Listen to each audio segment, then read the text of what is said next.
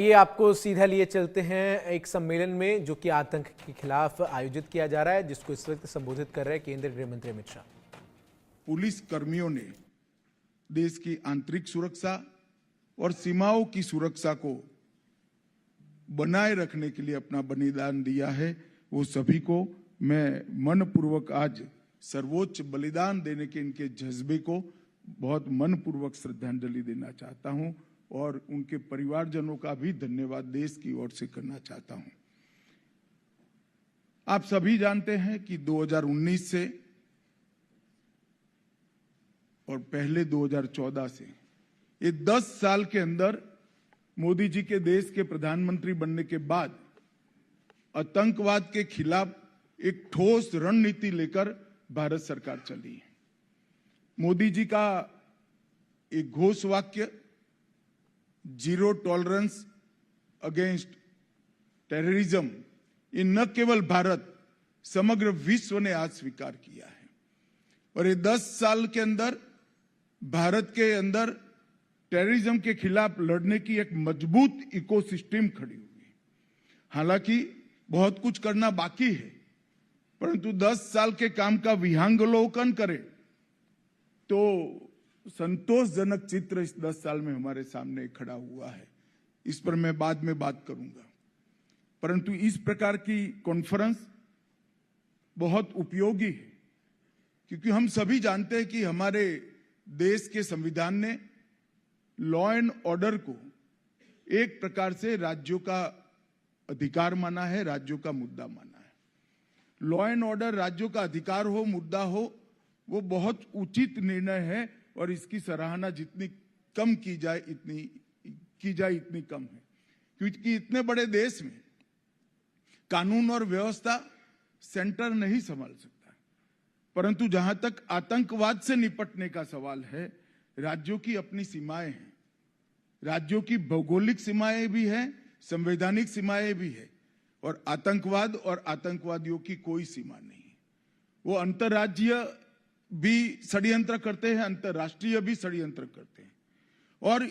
इसके खिलाफ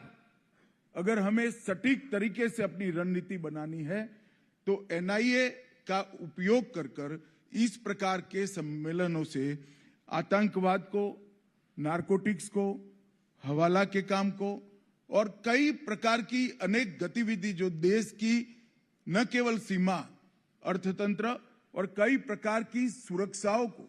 खतरे में डालती है, इसके खिलाफ मजबूत लड़ने का तंत्र बनाना है। तो इसका एकमात्र रास्ता आज के जैसा सम्मेलन है और ये 2 दिन के सम्मेलन में अभी प्रेजेंटेशन में दिखाया अनेक विषय लिए गए हैं। मैंने भी 1 महीने से इनकी तैयारी को बारीकी से देखा है और मुझे भरोसा है कि ये सम्मेलन सिर्फ चर्चा का प्लेटफॉर्म नहीं बनेगा। इस सम्मेलन से कुछ एक्शनेबल पॉइंट निकलेंगे जो हमारी देश की आतंकवाद के खिलाफ की लड़ाई को मजबूत करेंगे, ठोस आधार देंगे और परिणाम लक्ष्य भी बनाएंगे। इस सम्मेलन की उपयोगिता तभी ही है कि कॉन्फ्रेंस में निकले हुए एक्शनेबल पॉइंट को हम थाने तक ले जाएं, बीट तक ले जाएं और बीट से लेकर एनआईए के डीजी तक पूरे तंत्र को आतंकवाद के खिलाफ के खतरों से जागरूक करने का हम अगर काम करते हैं तभी ये सम्मेलन को सफल माना जाएगा। मित्रों, आप सभी जानते हैं और अब पूरा देश और दुनिया भी मान रही है, मोदी जी के आने के बाद आतंकवाद के खिलाफ ढेर सारा काम हुआ है। आतंकवाद के खिलाफ लड़ाई का मतलब ये नहीं है कि कुछ षड्यंत्र को पकड़कर उसका पर्दाफाश कर दिया जाए। आतंकवाद के खिलाफ लड़ाई का मतलब है आतंकवाद के खिलाफ लड़ने वाली एजेंसियों के हाथ कानूनी रूप से मजबूत किया जाए, एक ऐसी इकोसिस्टम बनाई जाए जिसके आधार पर आतंकवाद के खिलाफ की लड़ाई हमारी मजबूत हो। और मैं आज आप सभी को बताना चाहता हूं, क्योंकि पिसमिल होते जाता है, हम लोग इसको एक पेपर पर रखकर जब देखते हैं तभी मालूम पड़ता है कि कितना विराट काम ये 10 साल के हुआ है। 2 अगस्त 2019 को हमने एनआईए एक्ट में संशोधन किया जिसमें नए अपराध भी जोड़े और एक्स्ट्रा टेरिटोरियल क्षेत्राधिकार भी दिया। एनआईए अब विदेश में भी जांच कर सकती है। यूएपीए में भी 14 अगस्त 2019 को संशोधन किया और संपत्ति जब्त करने का अधिकार दिया और व्यक्ति को और संगठन को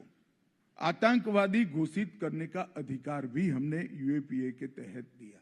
जिसका बहुत संयमित परंतु सटीक उपयोग ये 5 साल में हमारे तंत्र ने किया है। हमने गृह मंत्रालय द्वारा डी रेडिकलाइजेशन के प्रयासों का समन्वय किया गया।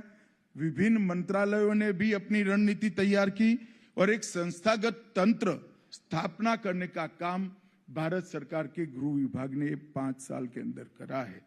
आतंकवाद की फंडिंग को नियंत्रित करने के लिए 25 सूत्रीय इंटीग्रेटेड योजना 2020 में बनाई गई, जिसमें आतंकवाद के हर स्वरूप को, जिहादी आतंकवाद से लेकर नॉर्थ ईस्ट के आतंकवाद से लेकर वामपंथी उग्रवाद से लेकर फेक इंडियन करेंसी नोटों से लेकर नारकोटिक्स तक ढेर सारे कदम उठाए गए। एफसीआरए से लेकर रेडिकलाइजेशन की फाइनेंसिंग से लेकर अवैध हथियारों की तस्करी तक 4 एजेंसियों में काम बांटकर सामंजस्य के साथ ये इकोसिस्टम को तोड़ने का काम किया गया। और आगे बढ़ते हुए आइए नजर डालते हैं